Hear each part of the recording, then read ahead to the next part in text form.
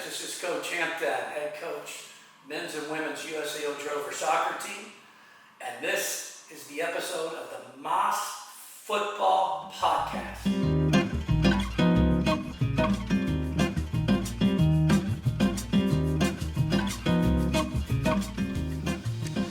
Yo, welcome back to the Futbol podcast, the #1 soccer podcast in Oklahoma City. I am your host, Ricardo Ulloa, and I am here at the beautiful Legacy Real Estate Group.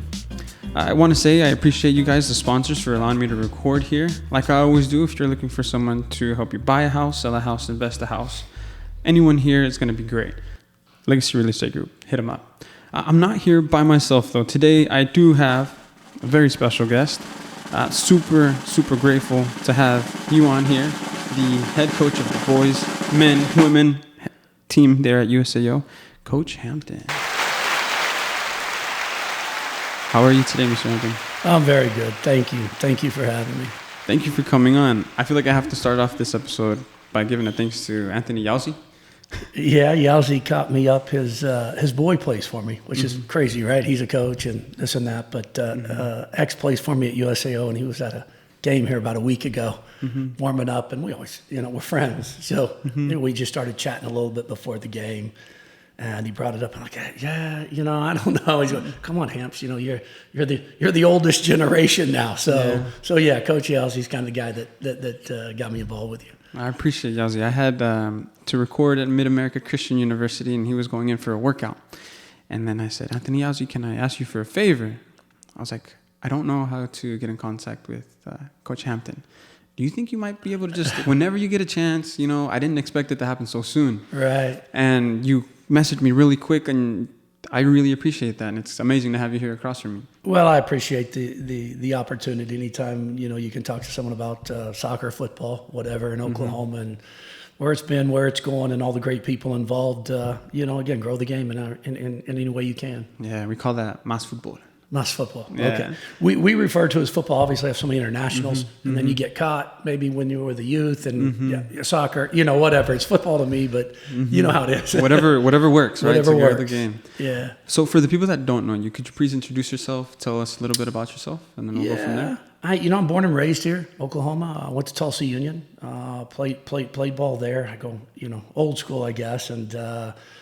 Didn't really play soccer growing up. I was football, baseball, basketball, this and that. Parents were divorced. Dad had summer rights. And so one spring I was playing baseball, there at Union. And Dad told my mom, don't let him play baseball anymore because he has to quit every June.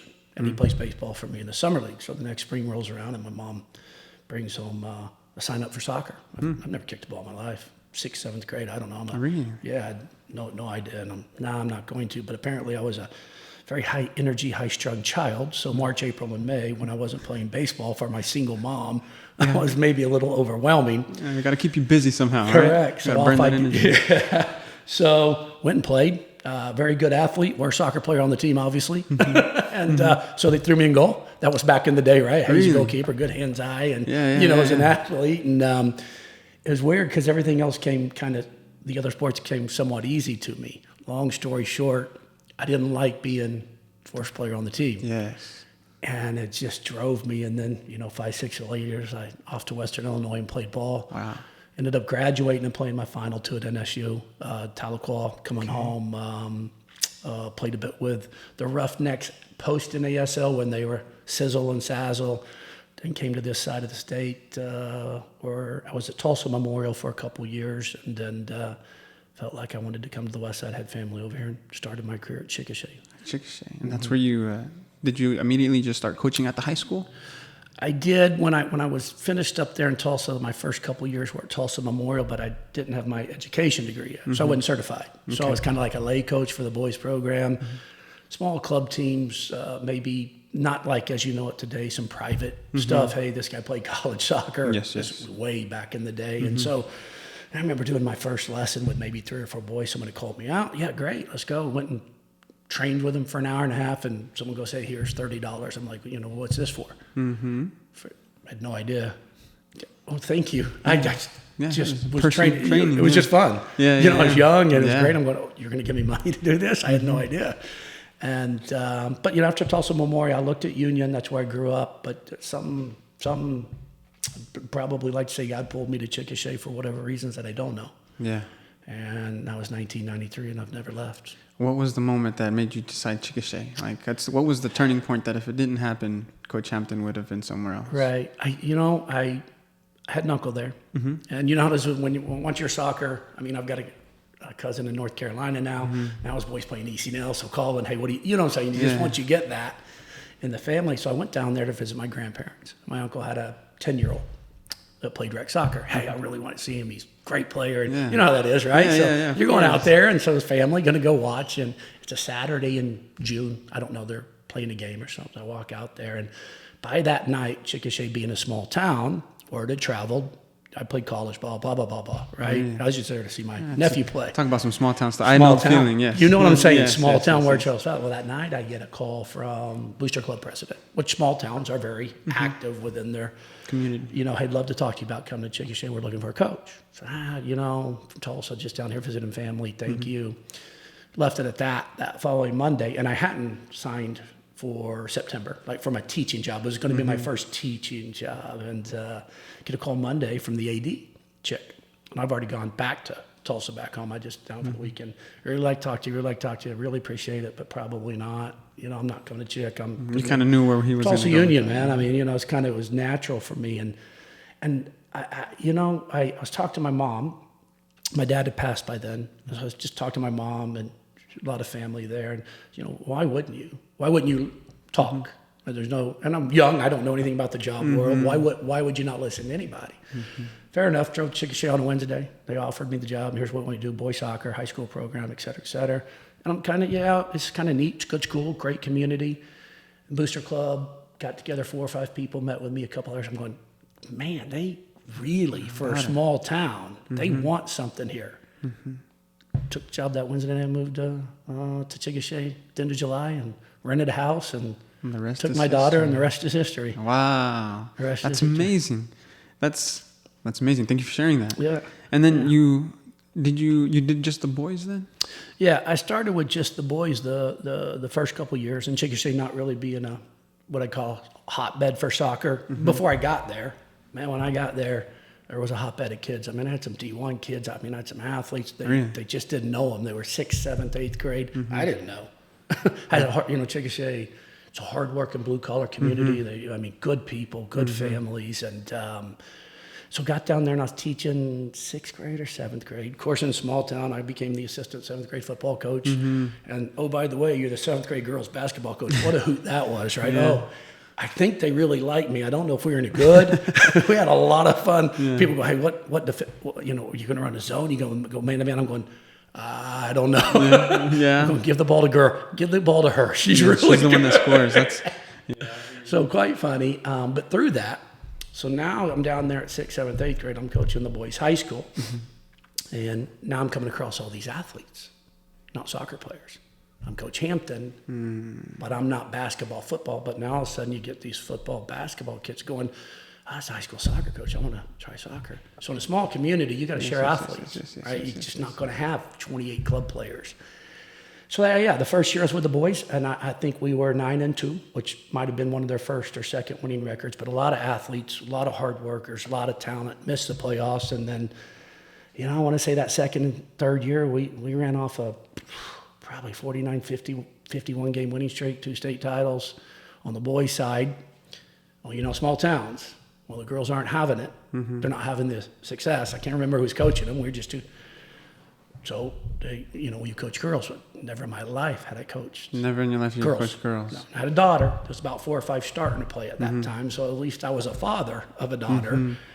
And said, okay. And ended up doing the boys and girls. Girls ended up winning 1 and losing a couple state finals. Boys won 3 or 4. And again, small town support, small town community. When we went to state finals, we had Highway Patrol leading us out. It's a big. That's beautiful. Big thing for a small community. They rally around their the whole city programs. Was out there. That's beautiful. And that meant a lot to me, in a sense, to mean a lot for them. This is something they'll remember forever. If that just memories. And so ended up doing the boys and girls for about 8-9 years. And I would say it was 98. I had coached a kid in high school, and his dad was a professor at USAO. No dreams of college. I just wanted to be the best coach I could be. I was never looking to go bigger school. Because there was why I think about the future when you have a project going on right now. Love it. Invested in this community, and they just built a new soccer specific stadium in 1999 with locker room for boys, girls, opposing teams, players lounge, soccer specific. The community passed this bond that they believe in these young people. Yeah. So I reckoned I would have just stayed there, forever, to be honest. I'd have never looked. And when professor called me and said, "Hey, USAO's wanting to start a soccer program. They want to talk to you." I said, "Sure." And so I went up and met with them. And so I took that, will you start the men's and women's program here, et cetera, et cetera. I said, yeah. And so I want to say for 2 or 3 years, I was doing both, like Chickasha High School boys and girls. And then that in men's the fall. and women's soccer. And I think it was after the second year, I said, "Man, look, if I continue, you got to get me out of the classroom." Not because I wanted to be out. It's just if you want me to do my best, I feel like I have to let this go. Right. And so fortunately for me, they were able to. And so it was pretty much days spending, the recruiting, all the things that come with college. In the afternoons in the spring, I was with the high school team. And so I did that for a couple years. And then, I think we had beaten final year, maybe Bishop Kelly or Booker T, won a state title again on the boys' side. And just going home, as I told my wife, I said, I have to give something. I just, I'm burning I'm loving it. It must have been hard to come to that point because I feel like you didn't want to let that go. Nah. Yeah, I think 3 kids. My wife was still in school, and everybody tells us that we were so poor. You don't know you're poor because we had everything, if that makes sense. Yes, 100%. So we didn't know we were poor. But that and then being gone 7 days a week, probably taking a toll on my children, my wife, and not fair to them maybe. And so at that time I stepped down from Chick High, and Chick High to this day, I can't say enough about Chick High and the opportunity they gave me to even do anything. And so I'm so grateful that AD called me. I'm so grateful I met him. I'm so grateful someone trusted me enough to build a program or be a part of it. And I feel like my roots are Chickasha High School. And people ask me where I'm from. Obviously, I grew up in Tulsa and played at Union. I'm from Chickasha. Yeah. It's dear to my heart, that town and that community. Yeah, and they still hold you up to the standard that you had placed there. I had the high school assistant coach, and then Carlos as well on here as well, and they gave us little footnotes, basically what you had done there. Okay. And then Carlos also spoke about his experience there and how they try to implement that into the program that they have there as well in Chickasha, because they had a really good season last year. State finals. And this year we want to win it all. That's right. We're not, right. So what you've done there has just big footprint. And then you started it at USAO, and now you're just coaching boys and girls at USAO. So how did that go then once you took it all full time? It's overwhelming. Yeah, I mean, because that's the first thing that comes to my mind. I mean, so many people get so caught up with just one team. Right. People lose hair having two teams. I have no hair if I took my hat off. Yeah, sure. The first one that comes to my mind was my coach, Dressel. Right. Sorry, Dressel. Yeah. You're probably watching this, but I had to. Love Dressel. They're great. They're great. So how do you compartmentalize those two programs? Because at the root of it, boys and girls are different. So how do you handle all of that? I'd have to say in my first 5 years, if you were on the outside in as an auditor and evaluator, that I probably failed pretty miserably. Because, again, by that time, my daughter, a very successful club team, I'm coaching club as well, okay. and et cetera. Where were you coaching club at? Well, it's funny. The very first job I ever took was the Norman, and forgive me because I'm older. Can't remember, was it 78, 79, 80? I don't know. But we're talking way back, right? And Norman, what was it? It was Norman Celtic. Still so Celtic. I'm living in Chick, and back then we've got newspapers and print, so high school soccer's on the front page of the newspaper, football, whatever. Newspapers, that really tells you how old I am. And I think it was after our first state title, we go 16-0, 17-0, get a phone call from a guy by the name of Jack Tarver. And Norman says, "Hey, I'd like to meet you, I'd like you to coach our club team." I said, "Yeah, great. How do you know me?" Read about me in the newspaper and going, "Well, if he can win at Chickasha, this guy's got to be because it's not a hotbed. Yes, I'm not yes, knocking. I'm just going. Nobody's ever heard of Chickasha soccer until but you win a state titles on the front page. So Jared, Mr. Tarver, and Mr. Kudrina drove down to Chickasha, met with me, and said we'd like you to take this group. Very good group. Little Jared Tarver went on to University of Creighton play. Casey Kudrina, Creighton. I mean, so again, got some. So I spent 2 years just doing one club team at that time while I'm working at Chick, and then as that kind of took off, my daughter becomes 8, 9, and we know we've got to get more for her because she's growing a love for the game. Offer her more, a bigger challenge, something for her to, to have to fight for. Right.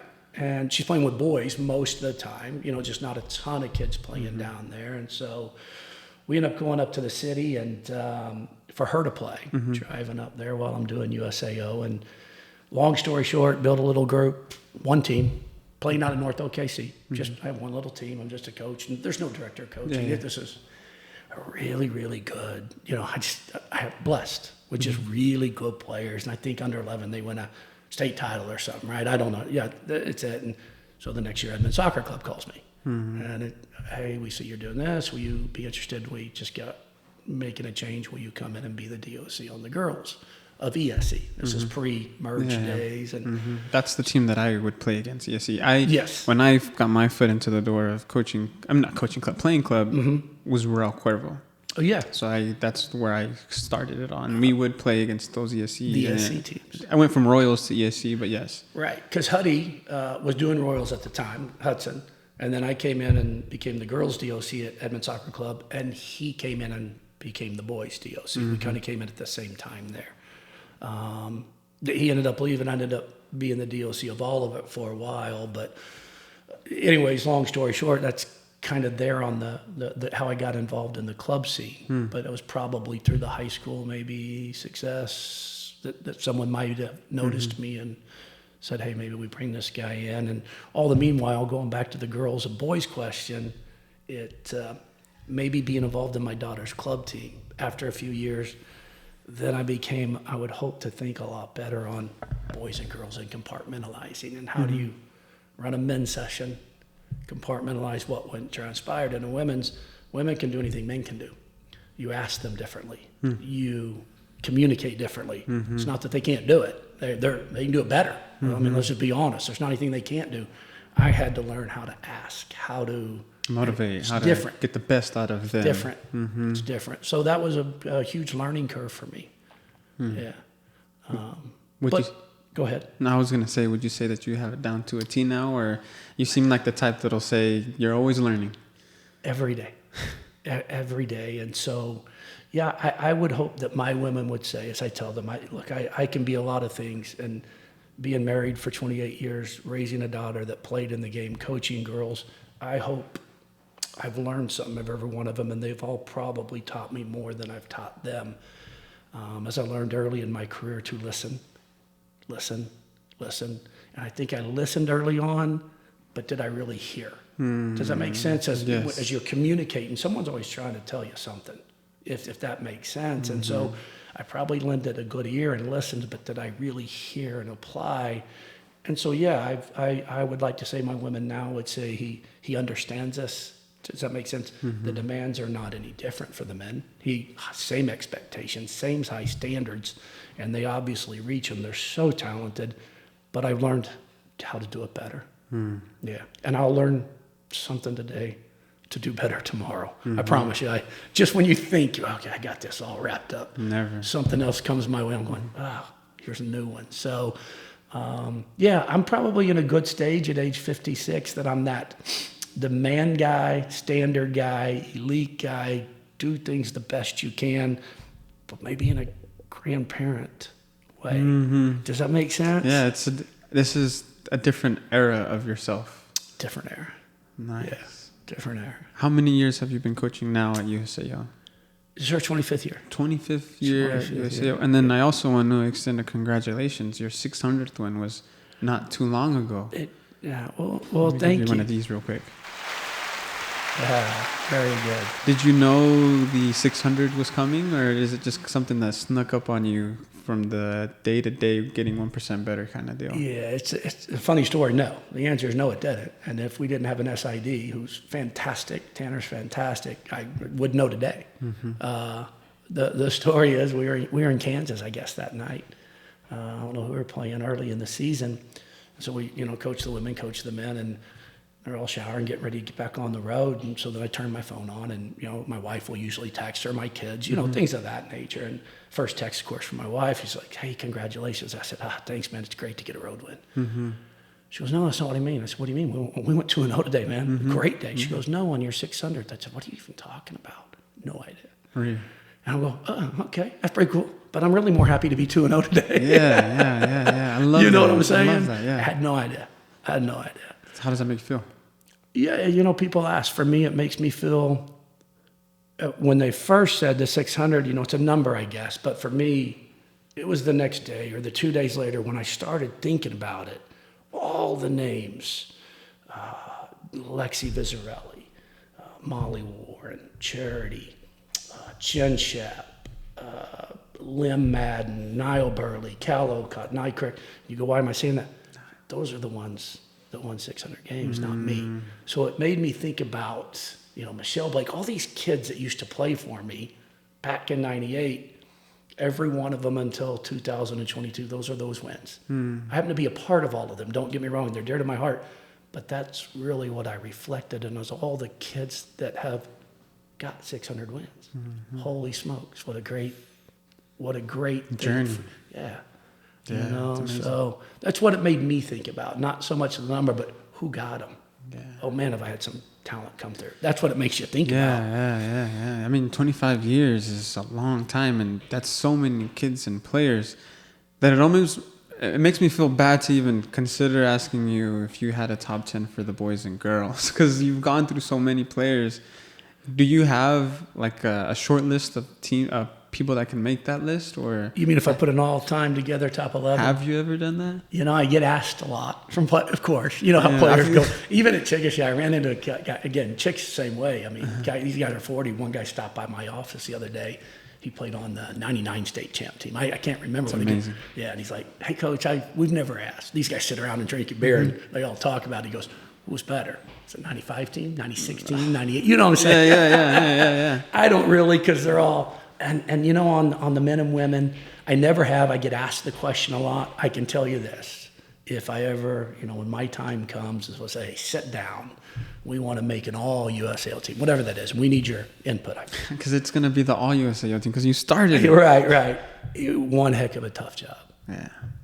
We've had some special players, but we've had a lot of special players. So it's kind of like, is Tyson or Ali better? Does that make sense? Is it Jordan or LeBron James? Because of different eras, different. And I just look back and go, man, I just know I've had a lot of talent. A lot of talent. A lot of good kids come through. Young men, young women. They're not kids to me because I'm my age, but just good people. Wow, that's a good answer. That's a good answer. Right. That's a good answer. Right. What's another tough one that you get besides your top 11? Favorite team. Favorite team? What was the favorite team? And you don't. Maybe one day when I'm done and I'm sitting on a back porch and I need to be better today. I don't have time to reflect on what I don't. And I think when you get caught in that, it's probably time to move on. I don't.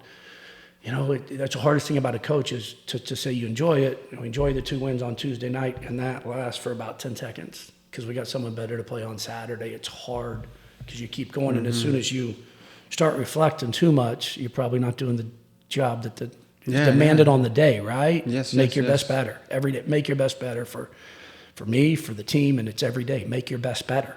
Have you always been that in the moment type of person? Who ingrained that? Is just, I think as much as anything, I played all those sports, baseball, football, and so I was raised very normal. You just played sports. That's just what you did in my era. And it was always to be the best you could be each and every day and never look forward to tomorrow and don't dwell on yesterday. So as we tell our kids, if we win a big game tomorrow, we have not arrived at the mountain. If we lose a big game tomorrow, we're not failures. Okay, this isn't the moment. This isn't the day. How did we fare? let's make our best better tomorrow. And so I think it's something we share with our kids, because, you know, when you ask a kid that they're 15-year-olds and they go, "Is that, you did the best you can?" "That's the best I got." Doesn't mean you're done growing. You can always make your best better. 56, I can make my best better tomorrow from today. But you have to believe in the process. You have to apply, and you have to stay just very, very humble. Going back to one big game win is just, you're successful on the day. On the day. Off tomorrow we go, and let's make our best better tomorrow. We're a big believer in the process, you know, and so I think I was fortunate enough to be raised like that. So it was never hard for me. I never had to process anything. I think others, again, so many are result oriented at the end of the day. And let's say, if you tell me, "I'm gonna go clean my kitchen," it's great, but really, what are you gonna do?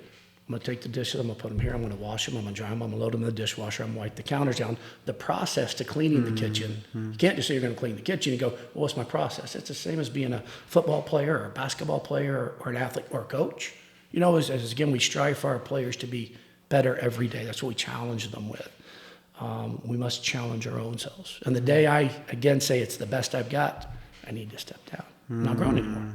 It's not fair to my kids. It's not fair to people I work with. And so it's just kind of the way I'm wired. Got the devil's in the details. It's in. It's in. What's the mountaintop for USAO? Or for you, like, what's that mountaintop goal? Is it winning the national? Sure. Everybody asks every year. The SID's probably asked it for 20 years. Preseason, you know, interview. What's our goal? To win a national title. Why would it not be? And you know what people will say is, for 25 years, then, Coach Hampton, you failed. And I'll say, we haven't failed anything. We set the bar high, and every one of our chapters is relevant. And whether it happens when it's on my watch, USAO will win a national title. But it won't be because we stood up and said we're going to win a national title, right? So we all have chapters in our book. You're writing a book right now. You just don't know it. I'm writing a book right now. I know it. What I mean by that is I have 56 chapters in my book because I'm 56 years old. The greatest thing about writing a book is you get to be the owner of that book. I get to decide how the chapter ends, how it begins, and within my book are probably going to be some real sad stories, some trials and tribulations. There's going to be some really, a chapter a guy reads, "Oh my God, I can't wait to get to the next one," right? We all read books like that. And so for me, I've said it forever, our goal is to win a national title, to be the best that we can be within the country and the division that we compete in. That's your ultimate test. And people that might not, or you failed, we believe failure is growth. We're planting seeds every day, every year, we're growing. And if it's not while I'm there, if USAO wins something in the 33rd year, they never would have won it without the harvest being planted in 1998. When that harvest comes up, don't know. But we will try to grow it, nurture it, water it, sunlight it every day to the best of our ability. So it is, and you know, for us, again, failure is growth. You have to apply failure as growth. No, Michael Jordan didn't win every basketball game he played. He didn't make every basket he shot. And anybody that, you know, thinks failure is just misguided in the process. And so we're not afraid to play the best team in the country. We're not afraid to play anywhere, anybody. And we don't need to schedule wins. That's not what we're after. We're after the process and the competition. And so I would say it's the holy grail, and people will tell you that. And whether or not we get there or not, when I'm there, like I said, it will happen, whether I'm there or the next guy's there. And somewhere in my chapter 62, whatever it is, it might be his chapter of 38 that they hoist that title. We'll all be a part of it. First player that came there in 1998 will be a part of whatever thing USAO ever does, ever. Because without take him a Rice All-American, three-time, might be four right now. Said it the other day. Molly Warren was the first girl I ever signed out of Edmond North. Without Molly Warren, there would be no Emma Rice. You know, without Lexi Vizarelli, arguably one of the best keepers of all time. Without him, you know, there wouldn't have been a Scotty Parkinson. Without him, there wouldn't have been a Butch Hampton. So everybody has had a part of growing this program, and it will. I hope it's when I'm there. But if not, we're going to believe in making it better every day. And when I turn it over, I hope the next guy have left it a whole lot better. Well said. How close have you been? Round of eight. Round of eight. Round of eight. What year was that? Man, I'm going to have to go back to 13-ish, 2013, 14. And I don't quote me, but again, true story. We're up 1-0. We have a national championship team. I mean, there's no doubt. I played the MACU, my freshman year was 2011. So I may have caught the beginning of that era. Yeah, and it was an era. 7, 8 sooner after the conference titles in a row. I mean, it was an era. And so I don't want to get the year wrong. We were a national championship talented team. And we get down there and go into the round of 8. And can't remember who it was. I want to say it might have been John Gardner. Long story short, we just get devastated in the first half, and now we're playing kind of without a center back end up losing the game 3-1. There's no doubt. And that's part of it, isn't it? Yeah. The injuries just kind of came, and we couldn't plug that hole, and it was no doubt a national champion. Had another, I think I want to go back to 9 when we had one, and had 3 kids. True, this is life of a college coach, man. We're on a run. We're on round of 16, and we're loaded. We're just loaded. And I think 3 young men got caught cheating on a 5-point quiz. Again, people don't understand sometimes what we're not just coaches and what are the lessons, and of course suspended. And I think we got beat in the round of 16. And there's, again, no doubt you're looking at 18 goals, 14 goals, and all conference defender aren't with us. Sometimes there's things out of our control, but there's bigger life lessons. Mm-hmm. Do you know what I'm saying? Yeah, so it's hard, but it is what it is. For a national title to be achieved, there's just so much that has to fall into place, and so many things that are just unfortunately out of your hands. The previous person that I had here, he went to Mid-America, and he was telling me about their run one time for nationals. They played the number 1 team and lost 4 players that one game. Right. Ended up winning, but after that game, it was not the same, and that's just unfortunate. But I mean, that's, like you had said, part of the game. It's part of it, and the people on the outside can just watch whatever sport they're watching, and everybody's an armchair quarterback and this and that. But we still have team rules. We have things we got to abide by. We have we're growing young men and women. At the end of the day, we are. Soccer's, football's icing on the cake, but we want to help prepare for them for the real world of and this and that. And so you got to pass your classwork. You got to do this, but at the end of the day, we talk about talent. Sometimes it's not the most talented, it's the most deepest because of those injuries and things of that nature that we just can't control. And, if you're a good program, the difference between good team and good program. Good team is going to have a good year, 3 average ones, 1 bad one, really good one, and a good program year in and year out is just going to be good. We want to be a good program. That's our goal. We want to be good. And then if we get that really great special class, and we avoid all injuries, you never know what's capable, right? You never know what's possible. And so you plug along every day, and injuries are part of it for everybody. So, in our conference, you got MACU, you got John Brown, you got Wesley, and you got OCU. I mean, it's a good conference. And so you get to the end of the season, really, there's a lot of teams that can win it. And we sometimes it's not necessarily the most talented. It's the deepest, most healthy team, right? Can't take any major injuries, because be number 1 team in the country, and you're dropping All-American midfielder and forward with 28 goals, you're not the same team, no matter what and so again, you need a little luck, for sure. Need a little luck.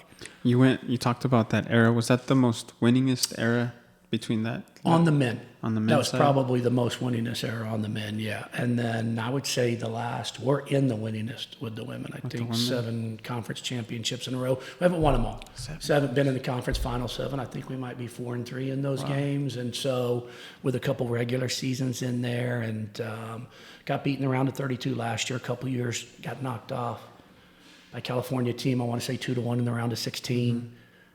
So they're right on the verge there too. And so we think both programs are solid. Both programs are built from the foundation up. Both programs believe in the process. So we're in good shape, and our goal is to win it, whether or not we're good enough or not. That's why we train every day and play.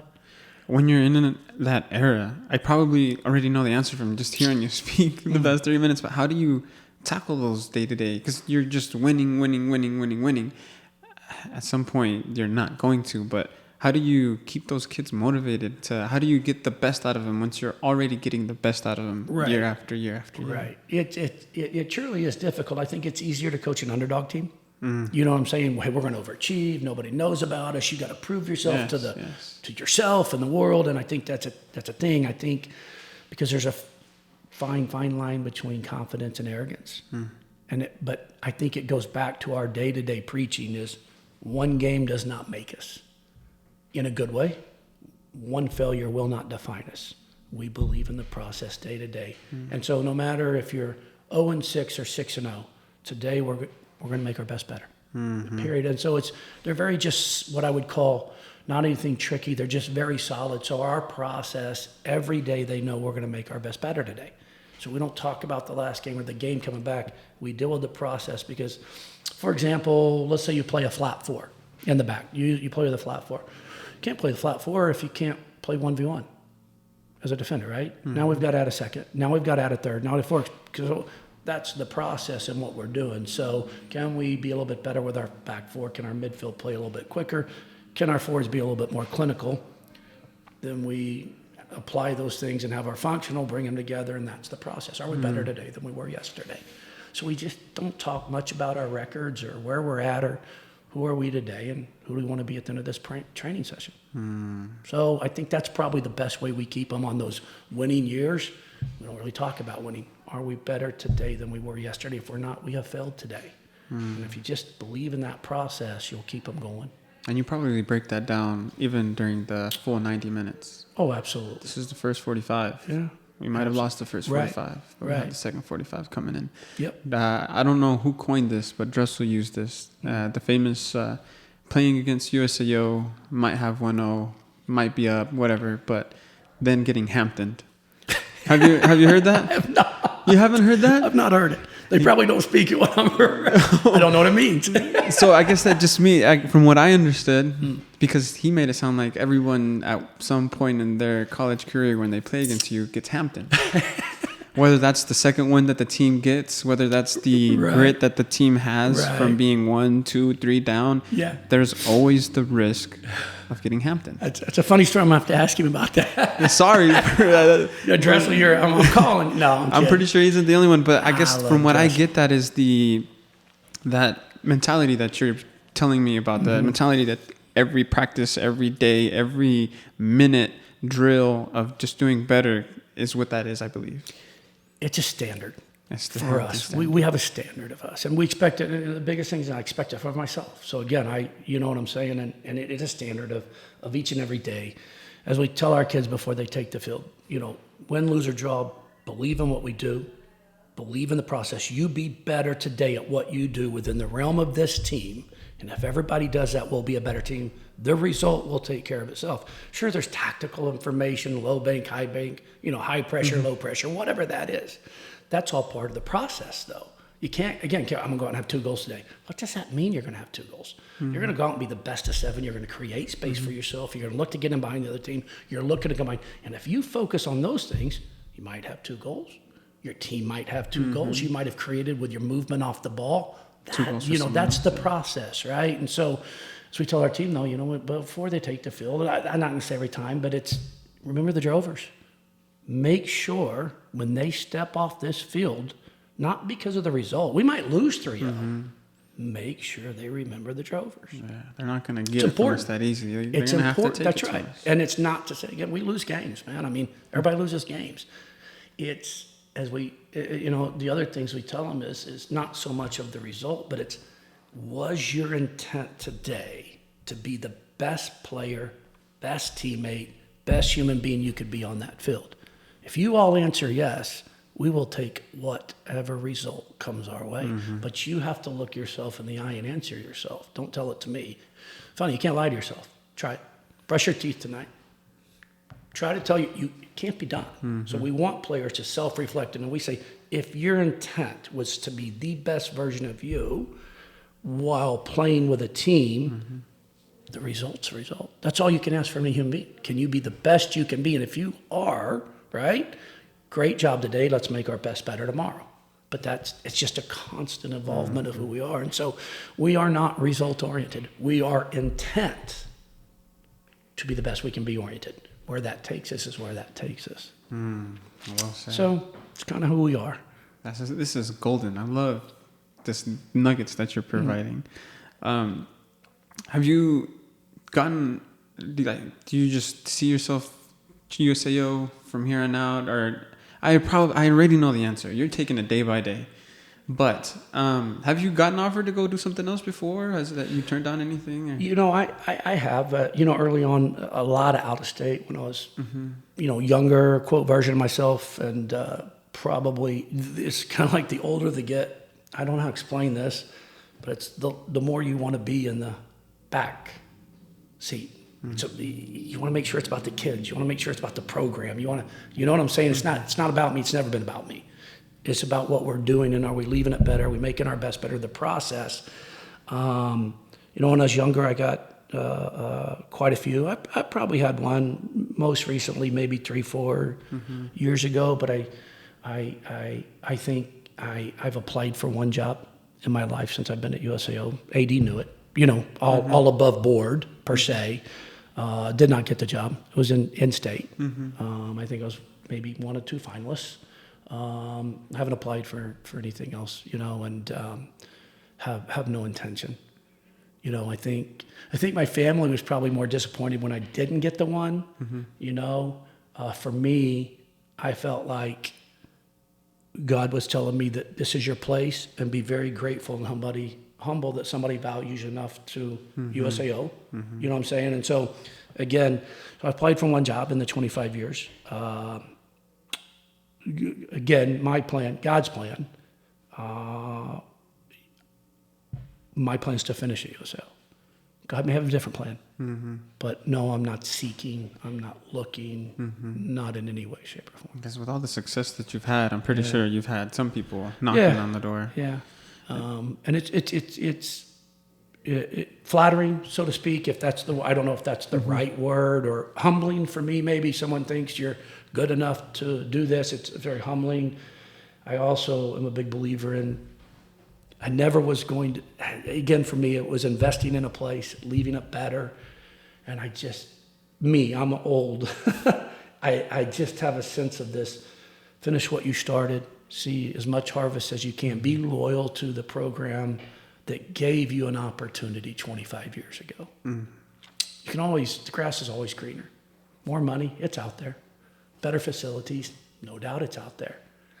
But I like the people I work with. I like the community I'm in. And I am very grateful for them. Grateful for my AD, Coach Ross. Briscoe McPherson was the AD before. The basketball court's named after him. I mean, holy smokes, I have the ability to work with some fantastic people. And, I've been blessed. You've impacted a lot of people, almost the whole city. Like if you play soccer in Chickasha, I guess at one point in time, in any level, you have had to have gone through Hampton to do that. Yeah, been Hampton, so to speak. Been Hampton, I guess. How does it feel seeing all the people that you've impacted, then going back and impacting others?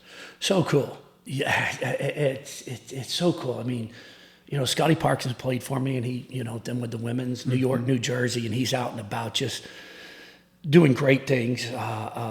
Penny, a kid that played for me, is the assistant coach out at the University of San Francisco. Austin Reisenhuber, who coached under me, started his career under me, came back from Cal Berkeley. Now he's the ORU women's. Cole Lauren is now the assistant Baylor.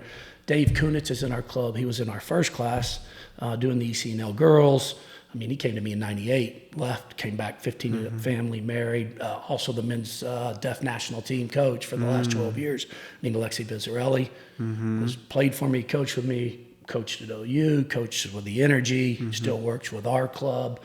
And I look at it and, Niall Burley's coaching our ECNL boys, Cal Ocott, John Gardner, Niall Crick, Tony It's a great Dorsey. year Cal had this year too. A great year, right? Cal Ocott had a great year. And so the cool thing for me, and it is cool, I just think about on my back porch, that's what I mean, it's cool, is they're finding joy in what they do, loving what they do, doing what they love. They've got families, they've got children. It's just great to see their success. And success is, to me, loving what you do and doing what you love. So others might define it in another way. That is success to me. And as I told my children, if you love what you do and do what you love, you are successful, and I don't care what career you're in. And so I feel like a lot of those guys, when I see them, they're far better than me. They have far surpassed me. As you raise your children, you want them to do better than you. And as they come through the program and you look at what all these young men and women, Megan, Cal's wife as well, you look, oh, they're all better than me. Annie, coaching high school. And did you also have Gibson as well, no? Danny Gibson, director of coaching out there. And he's family. He married my niece. Really? I tried to stop him. That's funny. True story. So he's actually family now with his family, and great player. Obviously came to work for me, after college, and then, director of coaching out there. And Yowzy's the director. Yowzy didn't play for me, mind you. We're more friends. We came up kind of against each other in a sense, but professional respect for one another. Obviously, he's a great coach, does a great job. The director out there at Sporting, the guys down at Blitz in Tulsa I went to high school with, so you just, it's neat to see how everybody's doing. That's kind of the fruits of your labor. Yeah. I think it goes back to you plant seeds and the harvest. Fruits. It will, man. And so I think you plant seeds by investing in young people, because I'm sure some people have stories that maybe I'm not so proud about when I'm younger. There's not probably someone on there we didn't talk about, but you grow, you cultivate, because when we're young, we make mistakes. Yeah. You don't give up on them, though. No, you don't. You try to help them, you pick them up, you try to guide them in the right direction, and 99.9% of the time, man, they all make it. Some quicker than others. So it doesn't matter when you get there. Do you get there? Amen. And so I just think so many have done so well, and I take zero. I do. I take zero credit. I'll go back to, I believe it's the process and the culture we put them every day that is what helps make them. So, remember when Scotty Parkinson shot me a text? He just coached a professional game, and he said, it's no different here, man. We're doing it the Drover way. And what he was saying was, I don't care if they're making $1 million a year. We still have to compete. We have to win our battles. They might be able to do it at a higher level. And it's true. If you're willing to put your back into anything, things can be accomplished. And what a great, he's just done fantastic. Yeah, I think some people call that getting Hampton. Right.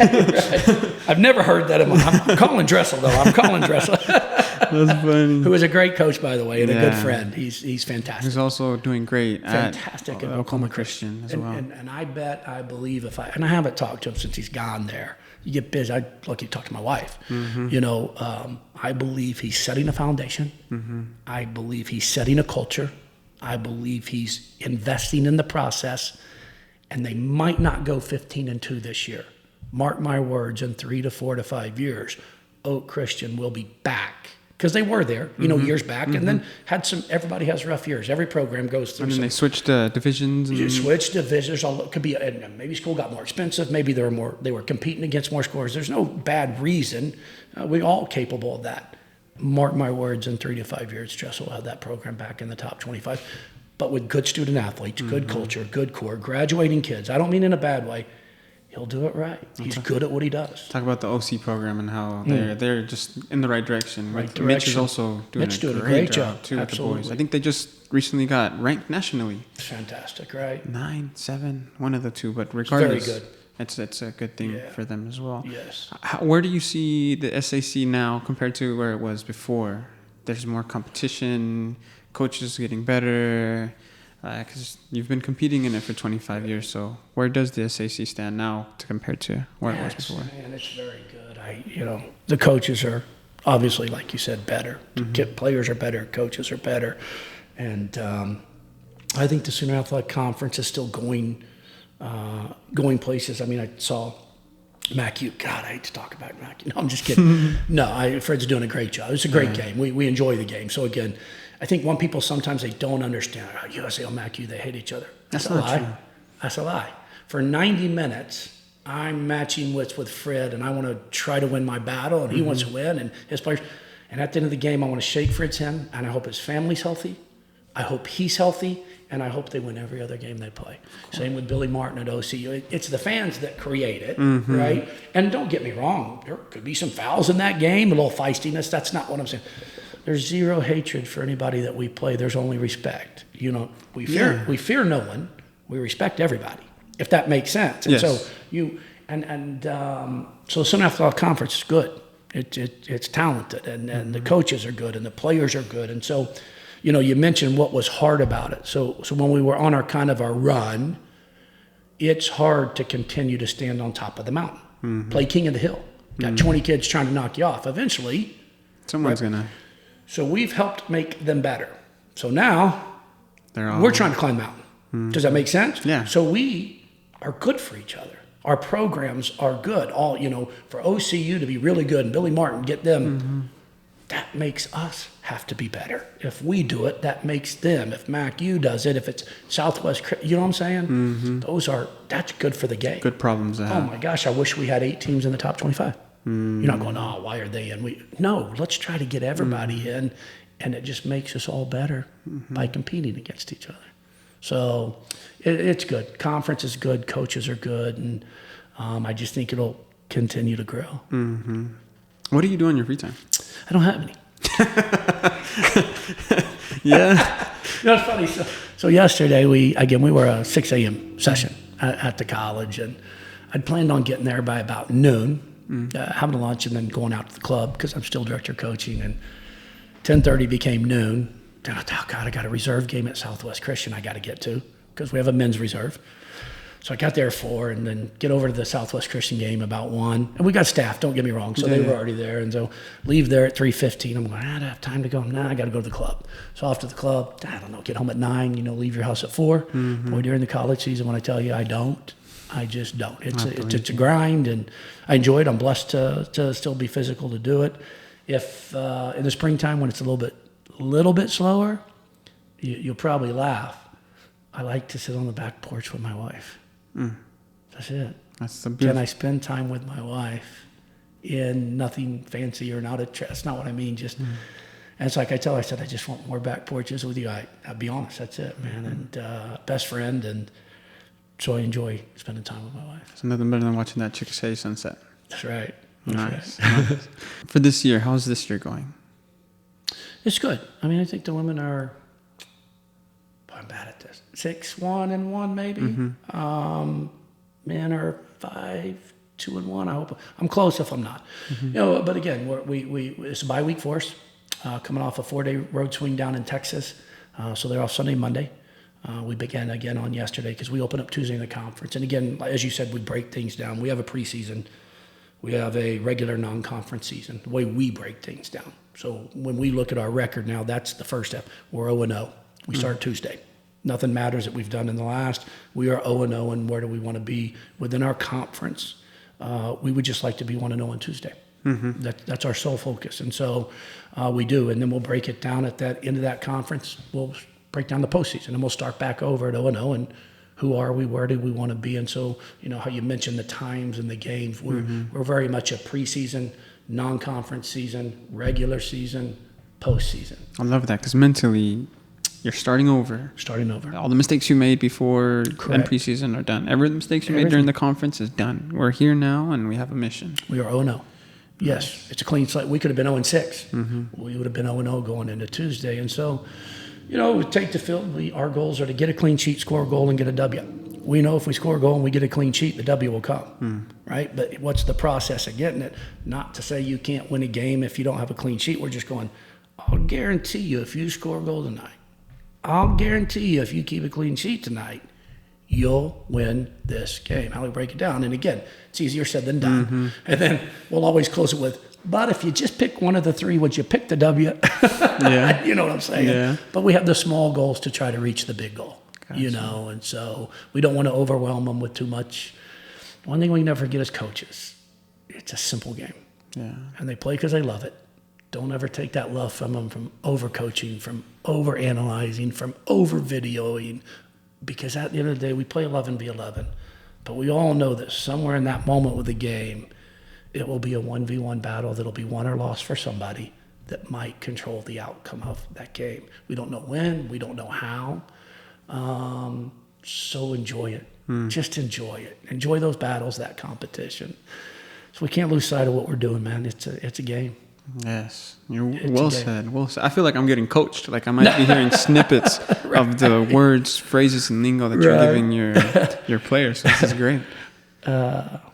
Well, I appreciate it. It's I don't know. Again, I feel when Yowzy approached me, I'm like, I don't know that I have anything. I'm an older guy, small town ball coach from Oklahoma, born and raised here. So that's it. I said, maybe that's a story since it's such an international. I said, but Brian, again, I'll mention Brian Harvey, the legend to me, who I always coming up going, God, Brian Harvey's done such a great job. And what a great ambassador for this game. So Brian, if you're out there, thank you for anything and everything you've done for all the younger coaches or players and Oklahoma City and Oklahoma and region. So that's definitely a shout for I shouldn't call him Brian. He's Coach Harvey. Coach Harvey. He's Coach Harvey. He is. So I apologize for that. He is Coach Harvey. Will always be Coach Harvey. But he's done a lot. Coach Harvey is the guy for you then. He is. Yeah. And you just when I was coming up young, and he was the older coach and the veteran. You're coaching and trying to compete against him, but man, I always watched him. What could I learn? If that makes sense, without him knowing. You always want to learn from those that have been there and done that. And so that would be the greatest compliment I could give anybody. Watching you when you didn't know I was watching you. So I was trying to learn, and so he's just, Coach Harvey's a legend. And none of us would really probably even be here talking about some of these things had he not started OCU, that years ago, and what a great program he's built and promote from within. And now Billy Martin, who was with him all those years, now is running that program, and fantastic. And Tommy Riley, who's with him now out at Rose State, and Danny Fridz at MacU. I got a guy at Ottawa, I got a guy at Randall, San Francisco, Hoover, ORU, and when you look at that, that's just so cool. Yeah. Baylor, wherever, and as we said, those guys all surpassed me and him. Planted seeds. Yeah. And the harvest is plentiful. Yeah. That's beautiful to look back at and just realize how much impact you've made by just the daily grind of wanting to get better every day. And that'd be the advice I give the young coach. Coming in, what would I say to him is, again, don't be result-oriented. Don't look for the next best thing. Don't look for the next win. And if I win this, I can put this on the resume. And if I do this, I can move here. And if I do, you're cheating yourself, number one. You're skipping a lot of steps. And how can we preach to our players to trust the process, believe in the process if I'm not living the process?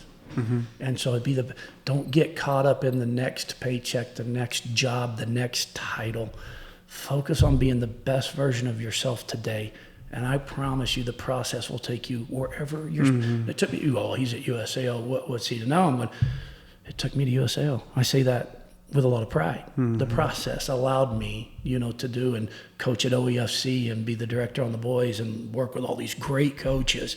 I never, ever had a goal of being a DOC, being a coach. I just wanted to be a good coach. And so I think if you'll focus on those things, you'll wind up exactly where you're supposed to be. You answered the question that I was going to ask. Harvey was the guy for you. How did you become the guy for everyone else? But you kind of just answered it, and you are for many people.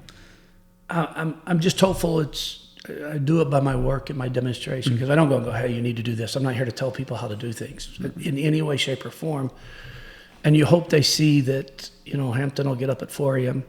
You'll go to the reserve game. Don't have to go to the reserve game, but I want to go because I'm invested in those kids as well. Or I'll mow the field at 7 p.m. at night.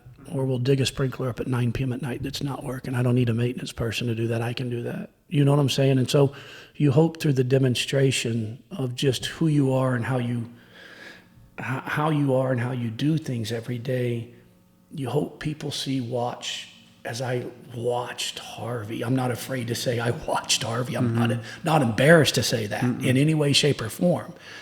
I follow Nick Saban.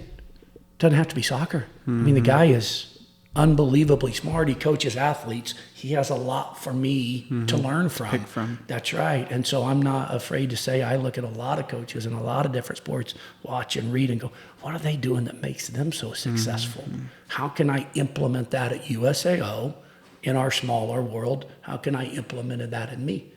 Because why wouldn't you want to be like Nick Saban? I mean, the guy's super, anybody, Brent Venables, whoever you want to say. But it's good as young coaches to, I would encourage you to look, watch, learn, listen, and then be you. I'm not trying to be Nick Saban, just what can I pull that's made him successful and be Jimmy Hampton and Chickasha. So I'll never lose who I'm not, but man, just watch, look, learn, and listen. Watch, look, learn, and listen. It'll help. It'll help. That's well said. Do you think anybody ever said they got Harvey'd? Have you ever been Harvey'd? I guess, if you say it like that, I know he probably stole a couple of games from me by working the referee. Master. Harvey, masterful about working. That's the accent, probably. Masterful at working the referee, man. And, you be playing a game against Harvey, right? And he's up. And I'm back in the younger days now, feisty, right? I'm going to beat Harvey, you know what I'm saying? And he'd be on the referee for 35 minutes. Honest God story. Not said a word. I stand up in the 36th minute, referee go, one more word, Hampton, I'm going to give you yellow. Yeah. You feel what I'm saying? Yeah, You're smart. He was smarter than I was. Yeah. Way smarter than I was. And so things like that, I'm going, now why is he addressing me? I said one thing. Harv's been popping off for 35 minutes. Not a word. So you're going, how's he do that? Right? That's funny. So there's little things. How Harv could work those refs. And I don't think they knew they were getting worked. And yeah. I think first time I played him, first year, man, 19, because he was good. They had Davleski, Darko. He went pro. Darko. I remember that name. I'm Davleski. I hope I'm pronouncing it right. Give this guy credit. He had a bunch of them that first year. And I think it's 8-0. He just buried me. Wow. It was our first year, and hey, welcome to college, Hamps. Thanks for the welcome, Brian. Right. But again, so now you're going, okay, here's where he's at. Yeah. Here's where we want to be. Made us better. He planted seeds for me of, we want to be at this level. So it wasn't mad. It wasn't, okay, here's where we want to go. How did he get here? And so absolutely an inspiration. And he's masterful. Brian Harvey, Coach Harvey, I love him, man. I love you, brother, if you're out there. I wonder if he's still in Oklahoma City. He is. He is? Yeah, he does some work for our club still. Kind of on it, not on a full-time basis, but yeah. Might have to ask you for a favor later. Definitely. Harvey, you may set a record if Harvey comes on here, man. That'd be great, though, just to even just sitting here with you, though, just to hear how the daily, how it's not just the big picture, it's the daily, the 1%. Yeah. 1%. 1% is what I'm getting here. Yeah, it is. And it's a hard thing to teach a 20-year-old. Ask a 20-year-old who comes to college. And look, we had Cal that went on to play with the Energy. We had Byers that went on to play for the Energy and the Roughneck. So, again, people go, you go in there, you're not going to play. I go, it's not true. That's big false myth that there's not the talent at the NAI level. There's just a whole lot of talent. And so, it's one of those things that just keep plugging and grinding and whatnot. And I think Harvey would be a great guy to get on here, I did all that. With all the players that you've had and the high standards that you have, how do you go about recruiting the right players for your system? It's a hard piece. And we don't have the budget to go overseas, but we are an overseas team. We're very international.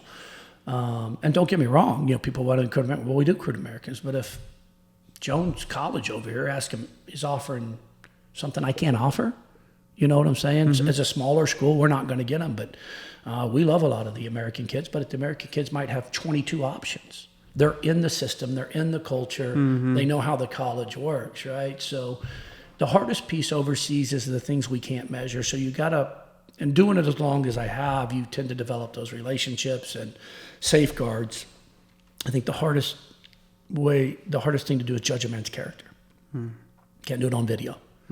If you can see them, if they're local, you can get to feel, you can shake a hand, you can look people in the eye, you can see how they do at school, talk to a high school counselor, and get a pretty good picture when you're dealing with someone overseas. It's video, and then the guy that you're trusting on, you just can't measure a woman's character until you're actually around them. You can go, great on the ball, tricky on the ball, can defend well, looks like whatever the case may be. Those are highlights, too. Those are highlights, brother. And again, we found out 8 years ago, a story. We had a kid, I won't say his name, we get this video, right? Fantastic player. I mean, I watched 2 minutes of the video. All-American. Just get this kid on the phone. Sign him. Coming over. First couple weeks, it's just not very good. It's just not. Culture, weather, we got to get it's it different. right. Acclimate. A month later, I'm going, there's no way. Because the guy I saw in the video, I'm going, this guy's a pro. Long story short, he sent in his brother's video. True story. Wow. At least I wasn't crazy thinking this guy was yes. my evaluation was spot on. I said, where's your brother? Oh, he signed a first division. So I was right on the evaluation. Makes sense, yeah. But it was a fast one pulled. I'm sure every coach has got a story like that. But it's hard. You got to trust people as far as who you've worked with from overseas. And so, again, we want the American kids. It gets a bad rap, but they tend to look at D1 and D2. It's a bit more of a stigma, I think, in American society. And when you get the internationals, it's just a little bit different. They want to play ball. They want to get an education. They want to have a chance for a better life for them or their family, right? That's what they want. They're hungry. That's it, brother. It truly is it. And so they don't really put those letters. Those letters are meaningless to them. And we've had, and I'm sure all these other programs, Harvey, Fred, whomever it may be, a ton of guys can play D1. No doubt go start on a top 25 D1 program, right? Why aren't they? Well, maybe they were too old. Maybe they didn't have the grades, whatever. So there's just a ton of talent. And I would encourage parents out there, when you're looking at it again, where's your son or daughter going to grow, right? How are they going to grow as a human being? How are they going to grow as a football player? But really, it's about the degree, isn't it? I mean, right? Can you get a degree and have a whole lot of fun playing football at the same time?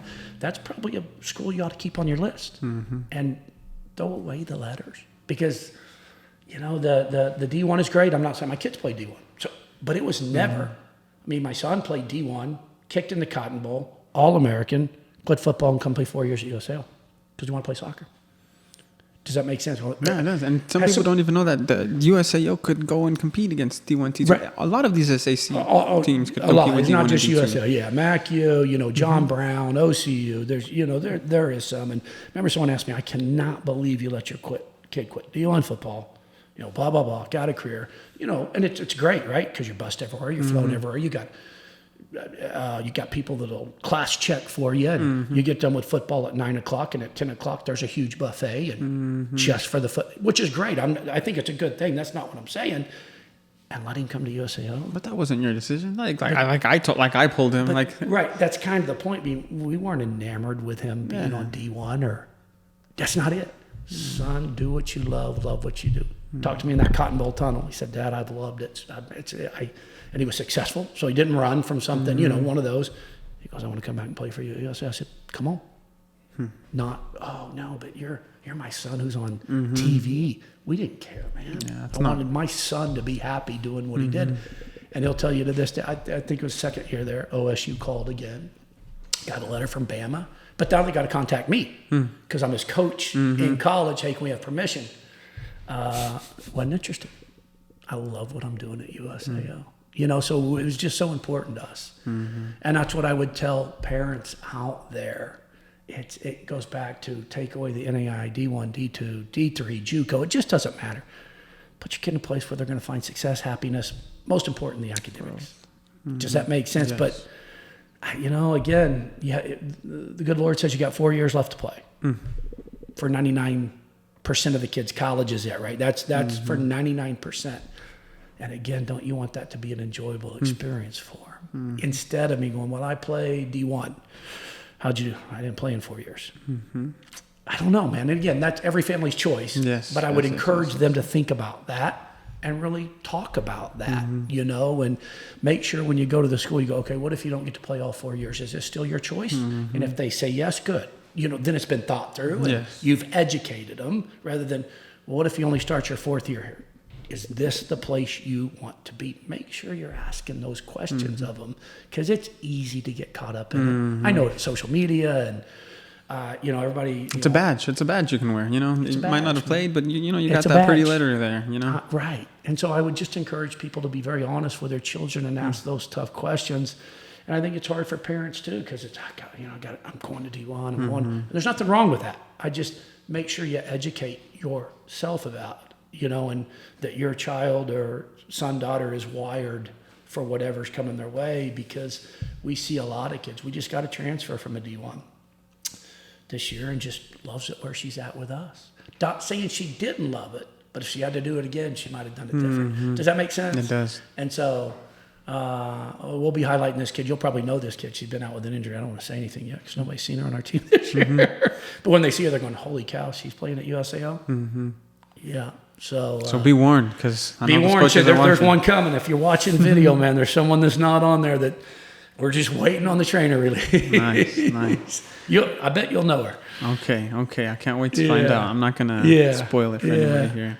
But Coach Hampton, this has been an hour and 10 minutes of some great stuff.